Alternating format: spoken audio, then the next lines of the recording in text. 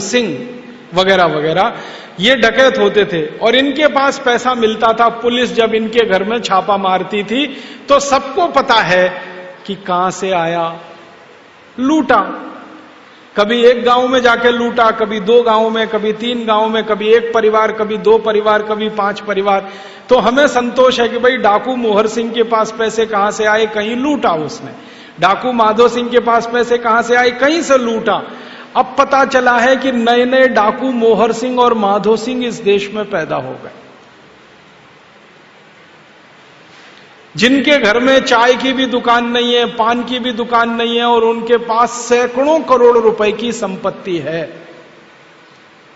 मैं बिना नाम लिए कहता हूं, महाराष्ट्र में ऐसा ही एक डाकू है, हम सब उसे नेता कहते हैं और वो मंत्री है, केंद्र सरकार में मंत्री है। उसने बंबई से पूना के बीच की सारी जमीन खरीद रखी। बंबई से पूना के बीच की सारी जमीन, लाखों हेक्टेयर की जमीन एक डाकू ने खरीद रखी। आप सोचो, ऐसे ऐसे 80,000 हैं। मैं तो एक की बात कर रहा हूं, 80,000, जिन्होंने लूट लूट के इस देश का पैसा स्विस बैंकों में जमा कर रखा है। तो मैं तो आपसे यही कहने आया, डाकू मोहर सिंह मरा नहीं है, डाकू माधो सिंह मरा नहीं है, डाकू जालिम सिंह मरा नहीं है, उन्हीं की आत्मा हमारे नेताओं में प्रवेश कर गई।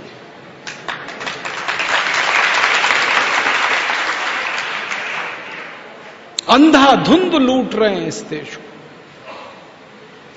और आपका पैसा, मेरा पैसा, दर्द मुझे इस बात का है कि मेरा पैसा है, आपका पैसा है। अगर मेरा आपका नहीं होता तो थोड़ी देर के लिए हम छोड़ देते, चलो ठीक है। मैं आप और सब मिलके जो टैक्स में दे रहे हैं उसको लूट रहे हैं। आप मालूम है कितना कितना टैक्स में पैसा देते हैं जिसको ये लूटते हैं, कैसे कैसे पैसा देते हैं आप जिसको सरकार को टैक्स के रूप में, और ये लूट लेते हैं। मैं एक उदाहरण से आपको समझाता हूं। आप दुकान में जाके कोई भी चीज खरीदो, पेन खरीदो, पेन, ये मेरे हाथ में एक पेन है, ये आप खरीद लो, 10 रुपए का कम से कम मिलेगा। कम से कम 15 का भी मिल सकता है, 20 का भी मिल सकता है, कम से कम तो 10 का मिलेगा। ये जो पेन बनाने वाली कंपनी के मालिक को एक बार मैंने पूछा कि तुम्हारा पेन जो 10 रुपए में मिलता है बाजार में, ये फैक्ट्री में कितने का बनता है? तो उसने कहा क्या करोगे जानकर? मैंने कहा पता होना चाहिए ना, लूट कितनी हो रही है मेरी। तो इसके मालिक ने मुझे बताया कि ये 1 रुपए में बनता है, 1 रुपए में। फिर मैंने कहा पूरा पेन? उसने कहा हाँ पूरा पेन 1 रुपए में बनता है। फिर मैंने कहा इसके अंदर की जो रिफिल है? तो उसने कहा वो 50 पैसे में। तो माने ये पेन 1.5 रुपए का है। अब 1.5 रुपए का पेन आपको 10 रुपए में क्यों मिलना चाहिए? तो सरकार ये कहती है हमने इस पे टैक्स लगाया है। तो टैक्स कितना लगा दिया? 8.5 रुपए। अब आपकी जेब से सरकार ने 8.5 रुपए निकाल लिए अगर आपने एक पेन खरीदा तो। 2 खरीदे तो 17 रुपए निकाल लिए, 3 खरीदे फिर 4 खरीदे और करोड़ों खरीदे तो करोड़ों रुपए निकाल लिए। तो पेन बेचा उन्होंने, दुकानदार ने ले लिया, सरकार ने उसमें से टैक्स। पेन के अलावा आप कुछ भी खरीदो, घड़ी खरीदो, घड़ी, मेरे हाथ में घड़ी है, ये घड़ी बनाने वाली कंपनी के मालिक जो मैनेजर हैं उनको एक बार मैंने पूछा बनती कितने की है? तो ये घड़ी बाजार में है लगभग 500 रुपए की, 570 रुपए की ये घड़ी है। उन्होंने कहा जी कारखाने में तो ये 65 रुपए की बनती है, सिर्फ 65 रुपए की बनती है। बाकी सब कंपनी मुनाफा लेती है, सरकार टैक्स लेती है। आप साबुन खरीदो, साबुन बाजार में तो 15 रुपए का कोई साबुन आप जब खरीदते हो उसको बनाने का खर्चा सिर्फ 2.5 रुपए आता है। आप वॉशिंग पाउडर खरीदो, वॉशिंग पाउडर तो 20 रुपए 25 रुपए किलो में जो आता है ना, उसको बनाने का खर्चा 6 रुपए आता है। अरे छोटी छोटी बातें छोड़ो, बड़ी बात करता हूं। ट्रैक्टर खरीदो, ट्रैक्टर कितने का? 5 लाख का। 5 लाख का जो ट्रैक्टर हम खरीदते हैं ना, वो कारखाने में 80,000 में बनता है, सिर्फ 80,000। बाकी टैक्स है और कंपनी का मुनाफा है। अंग्रेजी में एक शब्द होता है कॉस्ट ऑफ प्रोडक्शन, उत्पादन का खर्च, लागत का खर्च, माने वस्तु को बनाने में कुल कितना खर्चा होता है वो। तो ट्रैक्टर का 80,000 का है। मारुति खरीदो, मारुति 800 कितने की है? 2.5-3 लाख की है। वो कारखाने में 92,000 में बनती है। बड़ी बड़ी कोई भी चीज खरीदो तो आप समझ लेना, कोई भी वस्तु में 60 से 70% तो केंद्र सरकार के टैक्स में, फिर राज्य सरकार के टैक्स में, फिर जिला सरकार के टैक्स में, फिर स्थानीय सरकार के टैक्स में ही सारा पैसा खींचते हैं आपसे। और आप जब टैक्स में देते हैं तो आपकी जिंदगी हराम होती है। कैसे? हर चीज आपको जो मिलनी चाहिए 2-5 रुपए में, वो मिलती है 50-60 रुपए में, क्योंकि टैक्स लग गया उस पर। तो आप तो खर्चे में कमी करते हैं क्योंकि महंगी है, लेकिन आपको पता नहीं वो तो सरकार ले लेती है आपसे। और 1-2 बात बताऊं आपको। डीजल खरीदते हैं आप, डीजल 1 लीटर 35 रुपए में। आपको मालूम है 15 से 17 रुपए में बनता है 1 लीटर डीजल। पेट्रोल खरीदते हैं आप 50 रुपए में, 1 लीटर पेट्रोल भी 17 से 20 रुपए में बन जाता है। आप सीमेंट खरीदते हैं, एक सीमेंट का पैकेट 225 रुपए का आता है 50 किलो का, वो 77 रुपए में बन जाता है कारखाने में।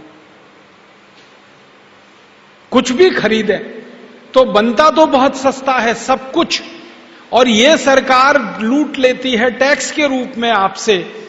हमारे देश की सरकारों के सामने हम लोग एक बात का झगड़ा कर रहे हैं। आप पूछेंगे क्या झगड़ा कर रहे हैं? हर एक वस्तु पर लिखते हैं ना MRP, तो MRP का माने मैक्सिमम रिटेल प्राइस। हम कहते हैं ये मैक्सिमम रिटेल प्राइस लिख के तो सबको मूर्ख बनाते हो तुम, बंद करो ये लिखना। और अगर इसको लिख रहे हो तो इसके बगल में लिखो कॉस्ट ऑफ प्रोडक्शन कितना। ये तो अधिकतम मूल्य लिख दिया, ये बताओ न्यूनतम मूल्य क्या है इसका। ये पानी की बोतल 15 रुपए में हमको देते हैं, बताओ तो सही बनती कितने की है? 3.5 रुपए की, और 15 में देते हैं हमको। आप जो दांत घिसने के लिए टूथपेस्ट लाते हैं ना बाजार से, 100 ग्राम आपको 30 रुपए का मिलता है, वो 3 रुपए में बनता है। अच्छे से अच्छा साबुन जो 40 रुपए का बाजार से आप खरीदते हैं, वो 6 रुपए में बनता है।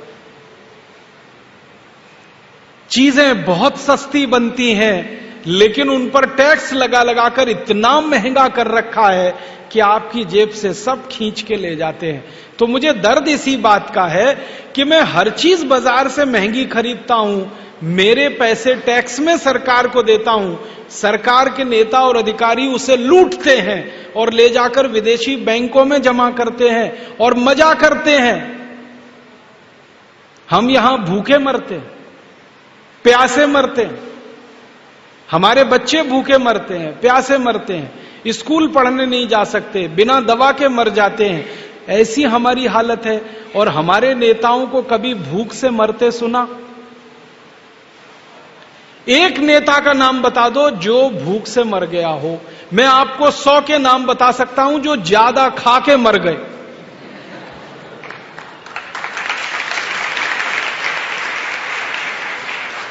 इसी मध्य प्रदेश के 100 नेताओं के नाम गिना सकता हूं जो ज्यादा खा के मर गए। और कैसे मर गए? पेट इतना आगे आ गया, बर्दाश्त नहीं हुआ, फट गया, मर गए। उत्तर प्रदेश के 150-200 नेताओं के नाम बता सकता हूं जो ज्यादा खा के मर गए। जो ज्यादा खा के मरते हैं ना, वही डायबिटीज से मरते हैं और हार्ट अटैक से मरते हैं। तो डायबिटीज और हार्ट अटैक उन्हीं को है ज्यादा खा रहे हैं। पचाने के लिए तो कुछ है नहीं, काम कुछ करना नहीं पड़ता, गाड़ी से बैठकर एक जगह, गाड़ी से बैठकर दूसरी जगह, पैदल भी नहीं चलते, तो मरेंगे ही डायबिटीज से और हार्ट अटैक से। तो डायबिटीज और हार्ट अटैक में हजारों नेता मर गए ज्यादा खा के, भूख से तो एक भी नहीं मरा इस देश में। तो उनके यहां भूखमरी नहीं है, भूखमरी हमारे यहां। जो दे रहा है टैक्स का पैसा भूख से वो मर रहा है, जो दे रहा है टैक्स का पैसा बर्बादी उसकी हो रही है, जो दे रहा है टैक्स का पैसा गरीबी में वो जा रहा है, जो ले रहे हैं टैक्स का पैसा वो तो सब मौज कर रहे हैं, मजा कर रहे हैं। बहुत दुख होता है ये जानकर कि हमारे बच्चे नगर पालिका की पाठशाला में पढ़ने के लिए जाते हैं और टैक्स लूटने वाले नेताओं के बच्चे सब पब्लिक स्कूल में पढ़ते हैं। हमारे घर के लोग बीमार हो जाएं तो नगर पालिका के हॉस्पिटल में इलाज कराते हैं, जहां पर गंदगी ही गंदगी बिखरी रहती है। नेताओं के घर वाले जब बीमार पड़े तो all India institute of medical science में जाते हैं या लंदन चले जाते हैं। उनके बच्चे अमेरिका में पढ़ें, उनके बच्चे लंदन में पढ़ें, उनका इलाज अमेरिका में हो, उनका इलाज लंदन में हो, वो सब टैक्स लेने वाले हैं, वो मालिक नहीं है इस देश के, नौकर हैं, सेवक हैं। वो मजा करें, मौज करें, और हम सब जो टैक्स दे रहे हैं, जो इस देश के मालिक हैं, वो भूखे मरें, गरीबी में रहें, बेरोजगारी में। ये कैसे चलेगा इस देश में और क्यों चलेगा? यही प्रश्न जब बार बार हमारे मन में आता है तब हमको लगता है कि कुछ करना चाहिए, इस व्यवस्था को बदलना चाहिए। जिस व्यवस्था में नेता और अधिकारी लूटने में लग गए हों, इनको आज नहीं तो कल हटाना ही चाहिए। इसी को ध्यान में रखकर हमने भारत स्वाभिमान अभियान शुरू किया है। वरना एक सन्यासी को, एक साधु को ये सब करने की क्या जरूरत है? आप जानते हैं कोई व्यक्ति सन्यास लेता है तो किस बात के लिए? धर्म कर्म का काम करने के लिए। तो स्वामी रामदेव जी तो सन्यासी हैं, 1995 में सन्यास ले लिया, तो उनका तो मूल काम है धर्म कर्म का, लेकिन उनके दिल में आग लगी हुई है इसी बात की कि मेरे देश के टैक्स देने वाले लोग भुखमरी में रहें, मारामारी करें, जिंदगी जीने के लिए रात दिन संघर्ष करें, उनको पानी भी ना मिले, उनको बिजली भी ना मिले, उनको स्वास्थ्य ना मिले, चिकित्सा ना मिले, और टैक्स लेने वाले जो नौकर और हमारे सेवक हैं वो मजा करें, सारे पैसे को लूट लूट कर विदेशी बैंकों में जमा करें, अपने ऊपर खर्च करें। ये व्यवस्था अन्यायपूर्ण है, इसको बदलना चाहिए। और इसी व्यवस्था को बदलने के लिए हमने ये भारत स्वाभिमान अभियान शुरू किया है। नेताओं की व्यवस्था और अधिकारियों की व्यवस्था जो 62 साल से हमको लूट रही है, और लूट लूट कर वो व्यवस्था तो करोड़पति अरबपति हो रही है, हम सब रोडपति हो रहे हैं। इस व्यवस्था को बदलने के लिए भारत स्वाभिमान अभियान शुरू किया है। मैं 80,000 नेताओं की जो बार बार बात कर रहा हूं, इनकी सारी संपत्ति का हमने हिसाब निकाला तो पता चला 20 साल पहले उनके पास टूटी साइकिल नहीं थी चढ़ने के लिए, टूटी साइकिल नहीं थी। कई नेता तो ऐसे हैं इस 80,000 की लिस्ट में कि 15-20 साल पहले अपनी जेब से 2 रुपया निकालकर चाय नहीं पी सकते थे, वो इतना भी नहीं था उनके पास। और आज हिंदुस्तान की सरकारों में मंत्री हो गए, या राज्य सरकारों में मंत्री हो गए, या विधायक हो गए, या सांसद हो गए, एमएलए एमपी हो गए, उसके बाद एक एक के पास हजारों करोड़ की संपत्ति। मैं बिना नाम लिए कहता हूं आपको, महाराष्ट्र में मुंबई के 3 नेता हैं उस 80,000 की लिस्ट में। तीनों दादर रेलवे स्टेशन के बाहर बैठकर पालक बेचते थे। पालक तो आप जानते हैं, सब्जी। जब सीजन आता था तब पालक बेचते थे, जब सीजन आता था बथुआ बेचते थे। बथुआ आप सब जानते हैं। तो पालक बेचते थे, बथुआ बेचते थे, मेथी बेचते थे, मेथी गट्ठर बना बना के दादर रेलवे स्टेशन के बाहर। फिर कुछ बड़े नेताओं के चक्कर में आ गए, उनकी चापलूसी जी हजूरी करना शुरू किया। और हमारे देश में तो नेतागिरी ऐसे ही होती है, जो जितना बड़ा चापलूस वो उतना बड़ा नेता, और कोई योग्यता नहीं चाहिए। कोई बड़े नेता के आगे पीछे घूमना शुरू कर दो, चापलूसी जी हजूरी करना शुरू कर दो, उसको टिकट मिल जाएगा। इन तीनों को टिकट मिल गया ऐसे ही। ये एमएलए हो गए, फिर बाद में सांसद हो गए, राज्य में मंत्री हो गए, केंद्र में मंत्री हो गए।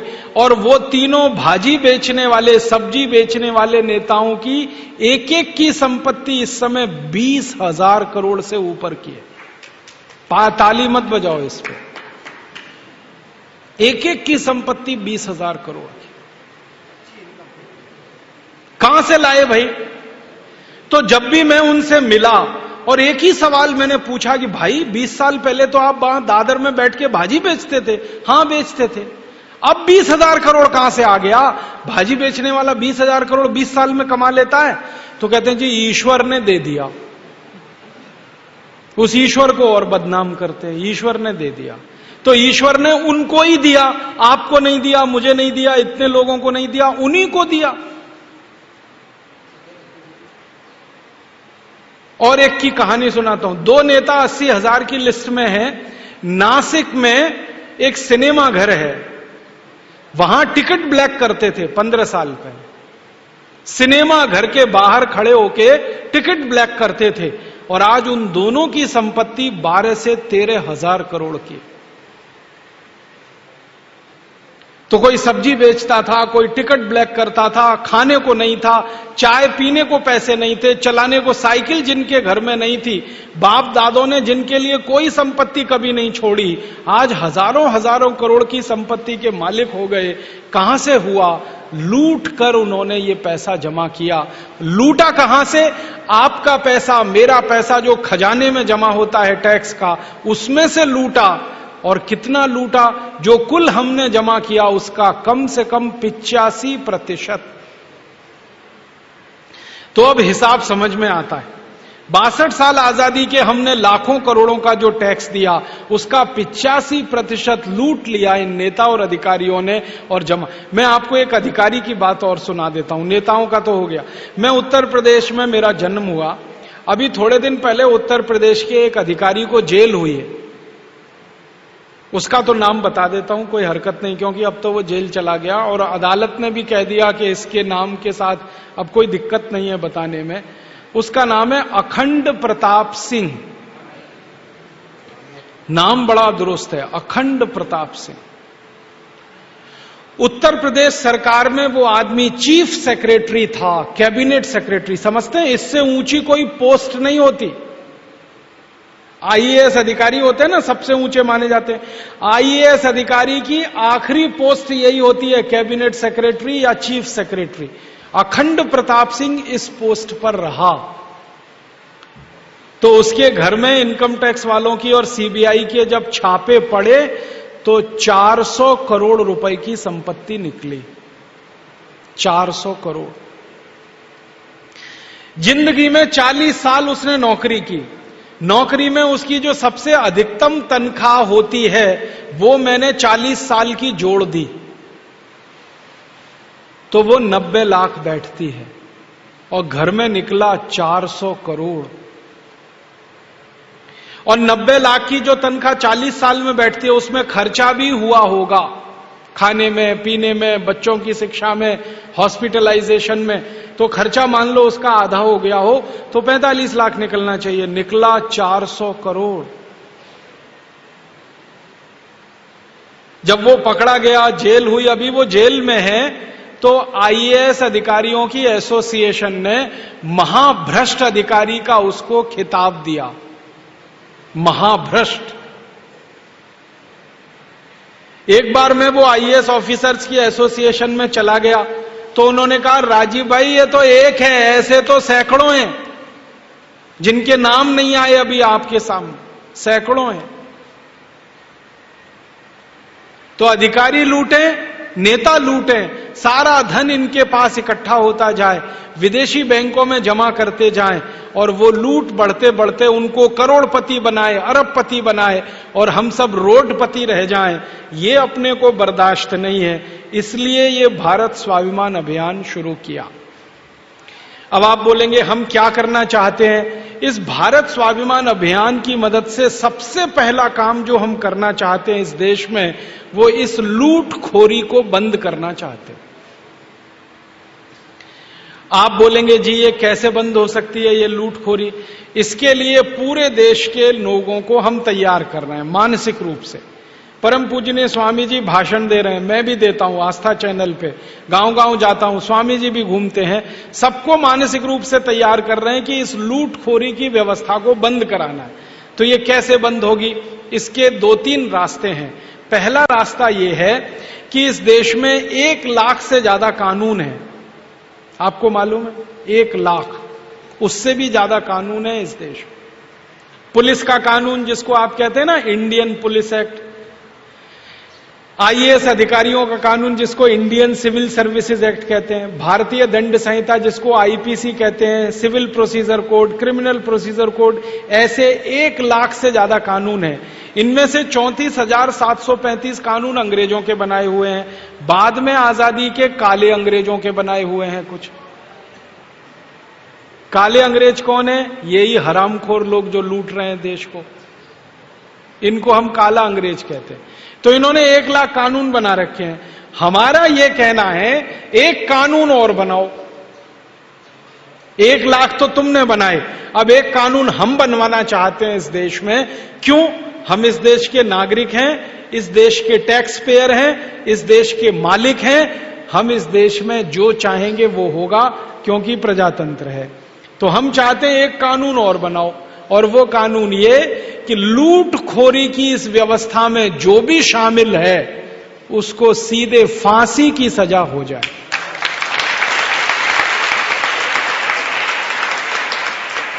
सीधे फांसी, और फांसी उसको जेल के अंदर नहीं, चौराहे पे। जेल के अंदर होगी तो कौन देखेगा? किसी को पता भी नहीं चलेगा।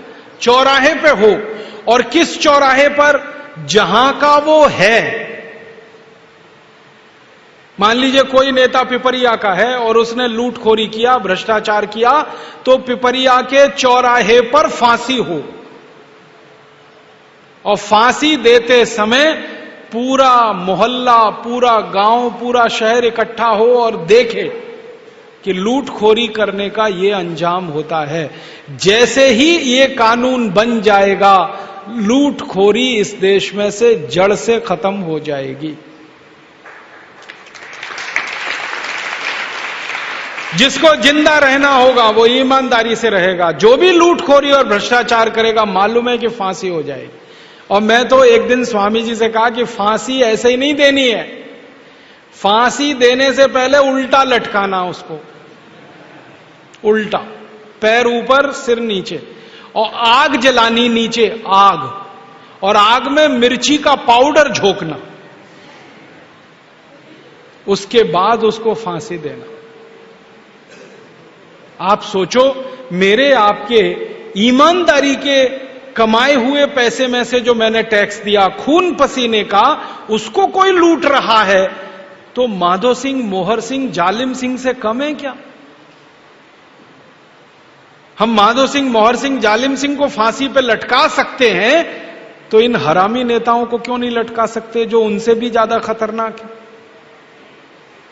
ये कानून बनवाने के लिए हमने अभियान शुरू किया है। आप बोलेंगे ये कानून बनेगा? हां बनेगा। कैसे? हम कह रहे हैं, आप भी कहिए, आपके जैसे करोड़ों लोग कहें, बन जाएगा। क्योंकि इस देश में प्रजातंत्र है, करोड़ों लोग जो बात कहते हैं वही होती है। तो हम करोड़ों लोगों को ये बात कहने के लिए प्रेरित करेंगे, और हमारी कल्पना है कि अगले 5 साल में ये कानून होना चाहिए। ये काम के लिए भारत स्वाभिमान का अभियान शुरू हुआ है। दूसरा काम क्या करना है कि भविष्य में तो लूटखोरी बंद हो, भ्रष्टाचार बंद हो। दूसरा काम यह करना है कि अब तक जो लूट लिया है इन्होंने वो भी वापस आए। 72,80,000 करोड़। और स्विट्जरलैंड के अलावा जो दूसरे देश हैं दुनिया में, वहां जो लूट कर रखा हुआ है वो करीब 35 लाख करोड़ है। दोनों मिला दें तो लगभग 110 लाख करोड़ रुपया हमारा लूटकर इन नेता और अधिकारियों ने विदेशी बैंकों में रखा हुआ है।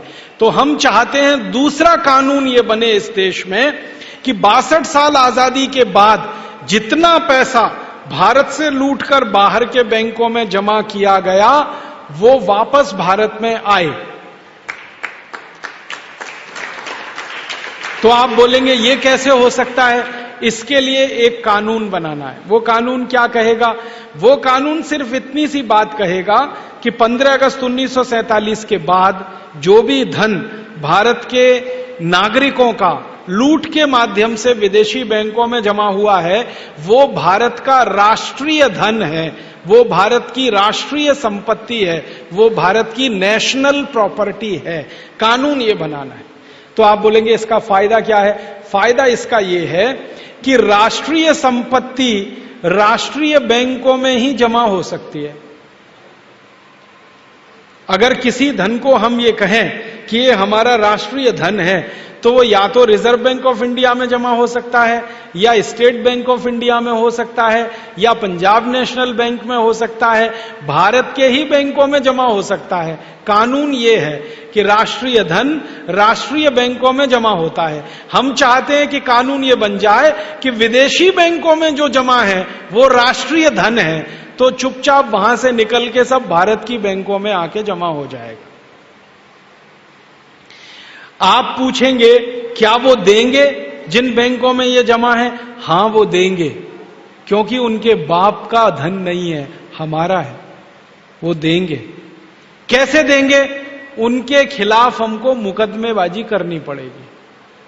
आप बोलेंगे कौन मुकदमा सुनेगा, कहां मुकदमा होगा? एक अंतरराष्ट्रीय अदालत होती है। जैसे अपने यहां सुप्रीम कोर्ट है ना, ऐसे ही दुनिया का एक सुप्रीम कोर्ट है, उसका नाम है अंतरराष्ट्रीय न्यायालय। कहां पर है? एक छोटा सा शहर है, उसका नाम है हेग। और ये हेग कहां पर है? नीदरलैंड नाम के देश में। वहां एक अंतरराष्ट्रीय न्यायालय है, वहां हमको मुकदमा करना है। मुकदमा इस बात के लिए कि 62 साल हमारे देश के बेईमान लोगों ने जो धन जमा किया है वो इन बैंकों में है, ये हमें वापस चाहिए और ये हमारा राष्ट्रीय धन है। तो अंतरराष्ट्रीय अदालत हमारे पक्ष में फैसला देगी, क्योंकि अभी थोड़े दिन पहले ऐसा हुआ। आप बोलेंगे क्या, किसने किया, कौन था? अमेरिका नाम का एक देश है, वहां पर एक आदमी राष्ट्रपति बना है, उसका नाम है बराक ओबामा। अमेरिका के 250 साल के इतिहास में पहली बार एक काला आदमी राष्ट्रपति बना है। अमेरिका गोरे लोगों का देश है, लेकिन वहां एक काला आदमी राष्ट्रपति बन गया। कैसे हो गया? गोरे लोगों में काला आदमी राष्ट्रपति। काले लोगों के वोट अमेरिका में सिर्फ 15% हैं, गोरे लोगों के वोट 85% हैं, फिर भी गोरे लोगों ने काले आदमी को जिता दिया। कारण जानते हैं? उसने वायदा किया था अमेरिका के लोगों से। उसने वायदा किया था कि मैं अगर राष्ट्रपति जीत कर आया तो सबसे पहला कानून बनाऊंगा, अमेरिका में जो भ्रष्टाचारी नेताओं ने धन अमेरिका का लूटकर विदेशी बैंकों में रखा है, इसको वापस लाऊंगा। अमेरिका के लोगों ने जिता दिया उसको, और इतने वोटों से जिताया जो 250 साल का इतिहास टूट गया अमेरिका। वो जीत के आ गया। जीत कर आकर उसने सबसे पहला कानून यही बनाया अपने देश में। आपको मालूम है, जैसे भारत में भ्रष्टाचारी नेता हैं, अमेरिका में भी हैं। बस अंतर इतना है कि अमेरिका में भ्रष्टाचार करने वाले नेता बहुत बड़ा करते हैं, हमारे थोड़ा छोटा छोटा करते हैं। उनके यहां जब नेता लूटते हैं ना, अरबों डॉलर में लूटते हैं। एक एक अरब डॉलर, 2-2 अरब डॉलर, 10-10 अरब डॉलर, 1 अरब में 100 करोड़ होता है। हमारे यहां नेता लूटते हैं लाखों और करोड़ों में, वो अरबों में लूटते हैं। भ्रष्टाचार वहां भी है, यहां भी है, बस लूट के क्वालिटी में अंतर है, यहां कम है, वहां ज्यादा।